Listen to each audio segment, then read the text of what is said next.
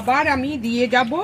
এরপর খাবার দিলে কি এরপরে খাবার দিলে কি হবে বন্ধুরা? কোনো কাজ হবে না। আমি তাই আজকে কি কি খাবার দেবো সেটাও জানাবো, আর কীভাবে আমি প্রুনিং করব, কোন ডালগুলো আমি ছেটে দেবো সেটাও আমি তুলে ধরছি। বন্ধুরা দেখুন, এই যে মোটা মোটা গেরা চ্যাপটা এই যে ডালগুলো রয়েছে, এই ডালগুলো কেটে দিতে হবে, কারণ এই ডালগুলোতে কোনো রকম ফুল ফল হবে না। কারণ এই ডালগুলো থাকলে এই ড্রাগন গাছের যে অতিরিক্ত খাবারটা সেটা খেয়ে নেবে। তাই আমি এই ডালগুলোকে কেটে দেবো। তার আগে আপনারা যে কোনো কাটারের সাহায্যে এটা কাটবেন। কেটে এইটা কী করতে হবে, কাটারটাকে আগে ফাঙ্গিসাইড দিয়ে এটাকে ধুয়ে নেবেন, তাহলে কোনো রকম ছত্রাকের সংক্রমণ হবে না।